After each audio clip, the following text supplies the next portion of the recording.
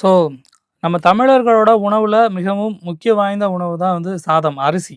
இந்த அரிசி வந்து அந்த காலத்தில் நிறையா வெரைட்டிஸ் இருந்ததுங்க. ஸோ காலப்போக்கில் வந்து பார்த்திங்க அப்படின்னா எல்லாமே அழிஞ்சு இப்போ நம்ம சாப்பிடக்கூடியது வந்து பார்த்திங்க அப்படின்னா சர்க்கரை நோயை தரக்கூடிய இந்த பட்டை தீட்டப்பட்ட அரிசி தான் வந்து நம்ம இப்போ சாப்பிட்டுக்கிட்டு இருக்கோம்.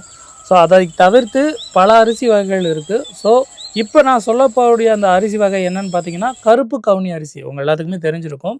ஏன்னா இன்றைய காலகட்டங்களில் நம்மளோட உடலுக்கு வந்து முக்கியத்துவம் கொடுத்து என்னென்ன வேணும் அப்படிங்கிறத வந்து பார்த்து பார்த்து எல்லாம் சாப்பிட்டுட்ருக்கோம்.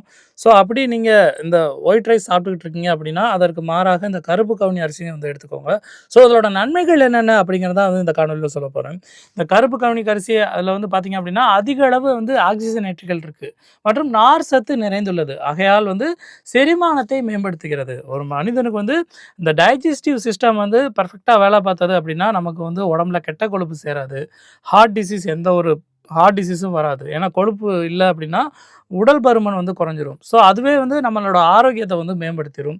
நீரிழிவு நோய் வராது. இந்த அரிசி சாப்பிட்டீங்க அப்படின்னா நீரிழிவு நோய் தான் வந்து இன்றைக்கி இருக்க காலகட்டங்களில் 90% மக்களுக்கு இந்தியாவிலே வந்து அதிக அளவு வந்து தமிழகத்தில் தான் அதிக அளவு நீரிழிவு நோய் இருக்குது. ஸோ இந்த மாதிரி நம்ம இந்த வெள்ளை அரிசியை யூஸ் பண்ணுறதை விட்டுட்டு இந்த கருப்பு கவுனி அரிசியை வந்து யூஸ் பண்ணிங்க அப்படின்னா நீரிழிவு நோயிலேருந்து வந்து உங்களுக்கு பாதுகாப்பு கிடைக்கும். அது மட்டும் இல்லாமல் புற்றுநோயிலிருந்து வந்து பாதுகாப்பு அளிக்கும் தன்மையோடது இந்த கருப்பு கவுனி அரிசி.